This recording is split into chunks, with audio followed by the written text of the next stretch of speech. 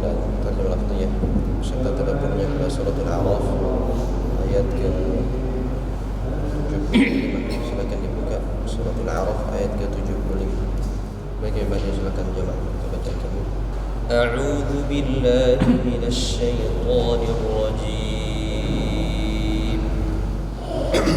Qala al-mala'u alladhina istakbaru min qawmihi lilladhina istud'ifu liman amana minhum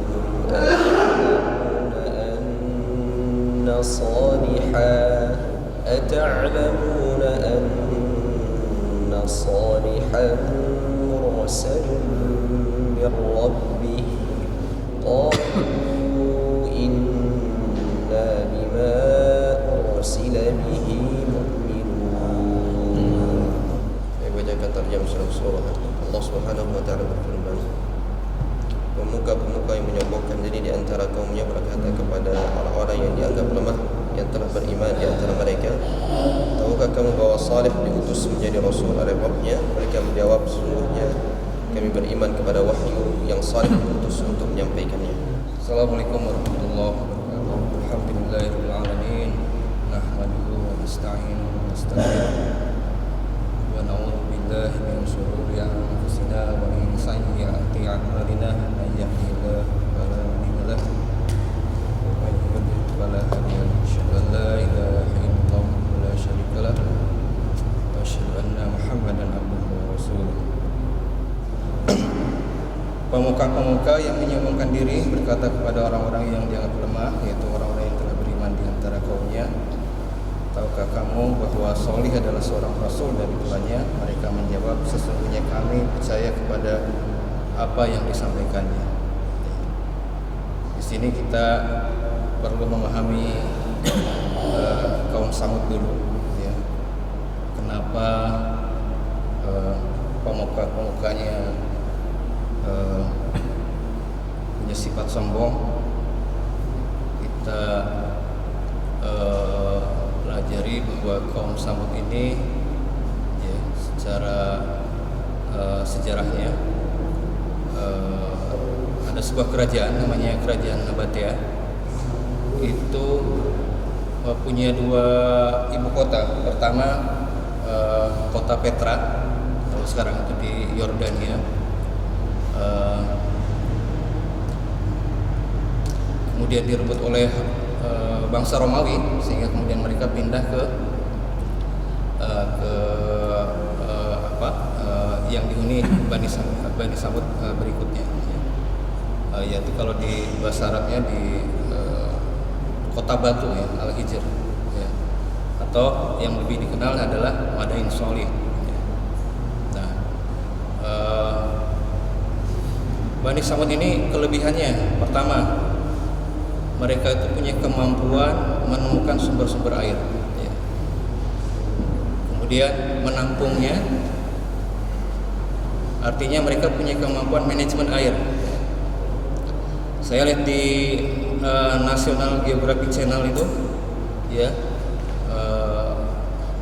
sudah ditemukan jaringan saluran air, ya, di gurun itu, ya. Jadi di bawah itu ada saluran air yang sudah ditemukan itu 130 sumber air dan 200 penampungan air. Itu sudah jadi sebuah jaringan irigasi di bawah tanah, ya. Ini yang bukan alami, tapi memang dibangun oleh bangsa Samud ini. Sebuah bangsa, kaum yang menguasai manajemen air, ya, pasti dia akan berhasil dalam pertanian, ya. Maka pertanian berupa perkebunan kurma, anggur, ya, kan mereka juga memproduksi anggur yang luar biasa. Kemudian kelebihan lainnya, mereka ini punya kemampuan di bidang arsitektur dan teknik sipil, ya. Maka mereka bisa membangun istana-istana yang megah, ya. Dan gunung-gunung itu dipahat menjadi bangunan ya, baik bangunan untuk istana, untuk makam dan sebagainya. Jadi kota Petra dan Madain Sholih ini, kota Petra di Yordania dan Madain Sholih di Arab Saudi ini sudah menjadi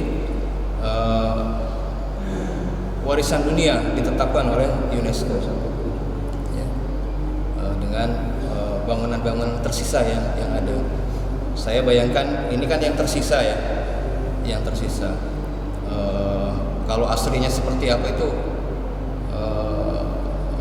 mungkin luar biasa sekali kemampuan teknologi mereka pada nah, arsitektur, teknik sipil, kemudian seni ya. Jadi di bangunan-bangunan batu itu banyak sekali gambar-gambar yang menunjukkan kemampuan manusia dalam bidang seni ya. Menggambar hewan yang sudah lebih terbentuk dibandingkan bukti-bukti arkeologi bangsa-bangsa sebelumnya. Nah,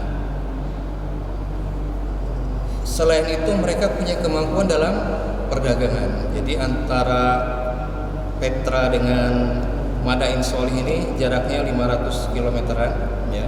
Ini jalur perdagangan dupa dan rempah-rempah ya. Jadi Madain Sholih itu kalau dari kota Madinah itu barat lautnya ya sekitar 470 kilometer. Ini kelebihan dari bangsa Samud ya. Hampir semua aspek kehidupan itu mereka kuasai ya.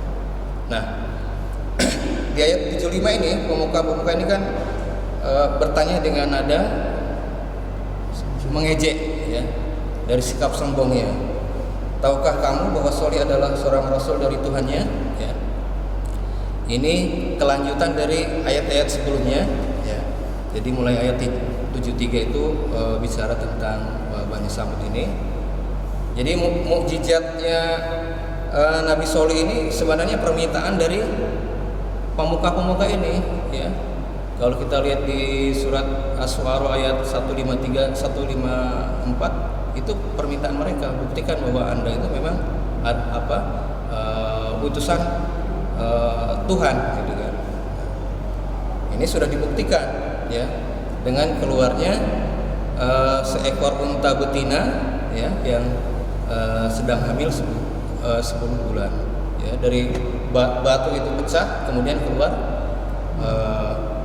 unta betina seperti itu ya.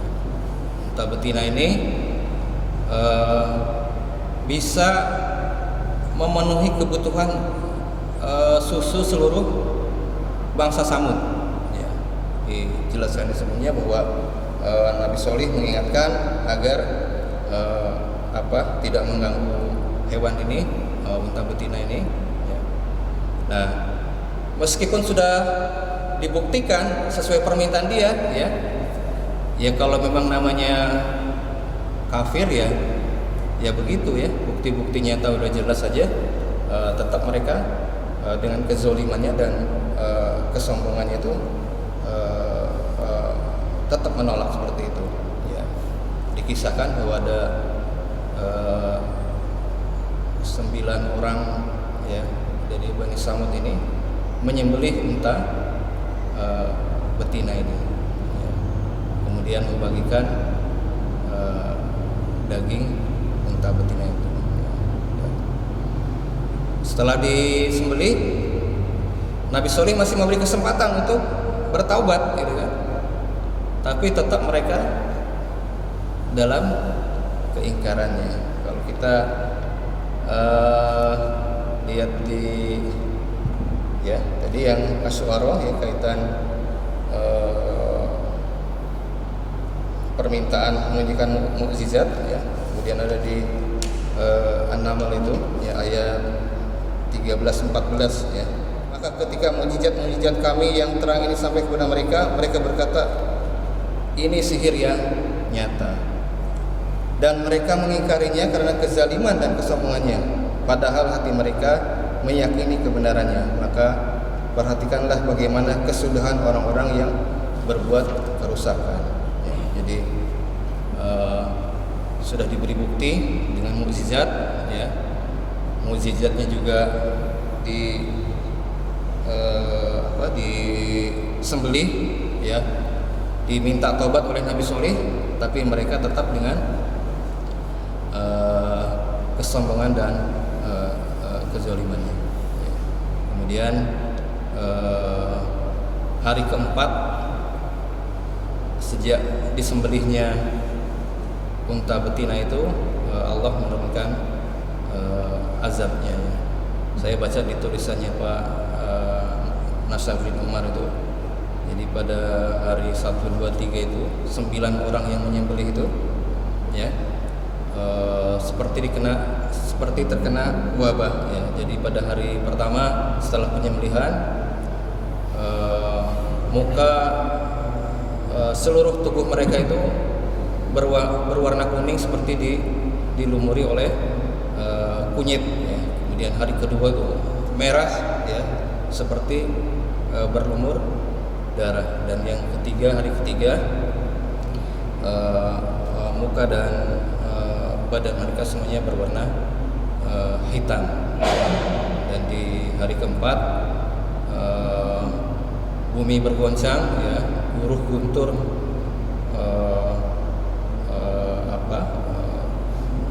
menimpa kaum Samud, sehingga mereka tercerai-berai dalam keadaan mati, ya. Disisakan beberapa warisan mereka berupa gunung-gunung batu yang mereka pahat, ya. Jadi sampai sekarang bukti-bukti itu masih ada. Dan yang terakhir, Nabi Solih ini sebelum hari keempat sudah hijrah ke Yaman bersama 120 orang pengikutnya. Jadi di surga nanti rombongan Nabi Solih itu bersama 120 orang pengikutnya. Ada juga Nabi yang tidak punya rombongan, sendirian.